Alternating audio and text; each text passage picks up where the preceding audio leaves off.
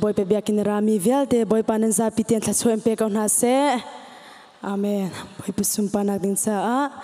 lopnak mitli timi hla thiang slai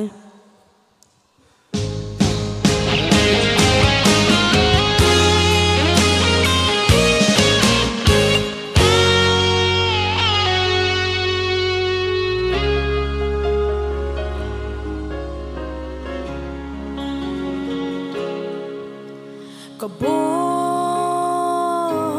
na dot na kong karua akat selo kay bel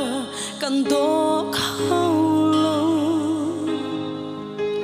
hitlok mi suang no chi siang lo na pum tia na ka pek chu Put le tog lo asi kalung lom na mithi tu along alian angan mi do na ka tham khâu lo o ka pum hi mai khang tiang in pe ning lo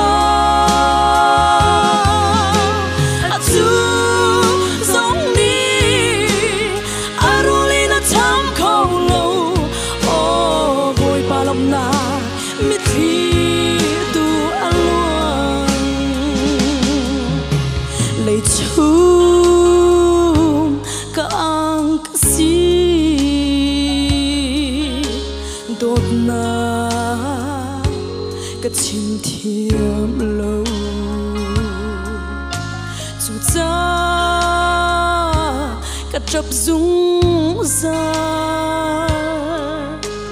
ka thin long le ka ro na chu boy pa ona ka mu di ko nang ma lein tu le dot mi atang ka ngai shim shim ve lo e alian angan mi dot na ka tham khâu lo o ka pum hi mai khang tiang in pe ning lo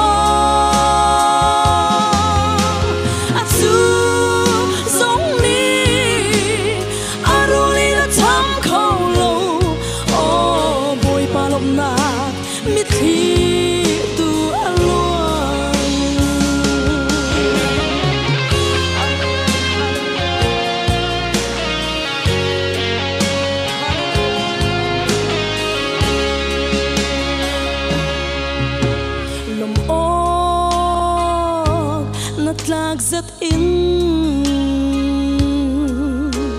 lom sia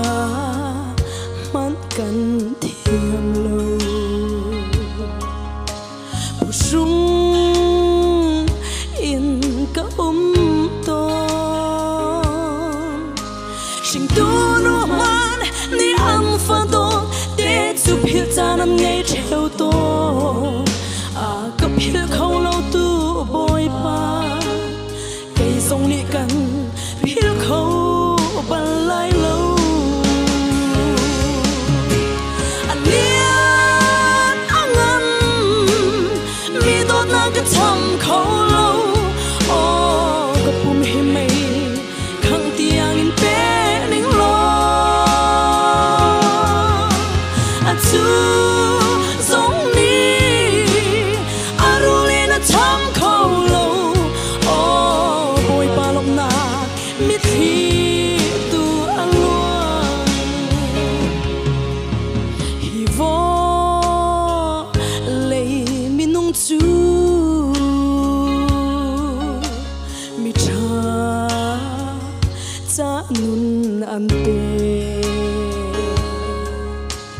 mi ting cha pum an pe nang chu boy pa mi sual thur nom kay chan na pe ke chu ka anak ni aphan kholo mi sual do tu pathian Jesus Christ alian angan đốt na cái thầm khâu lâu ô cái bùm hi mây khang tiang in bên in lo à chú giống ni aruli na thầm khâu lâu ô bồi ba lòng na mít khi tu aluang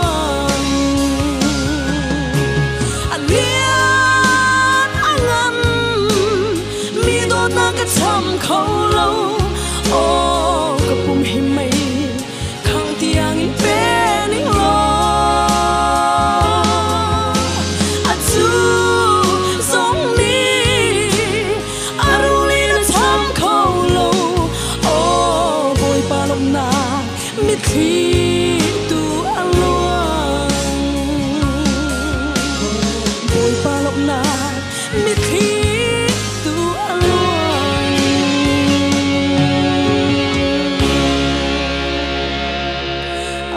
Tiang bay ban thachwana pek pek au se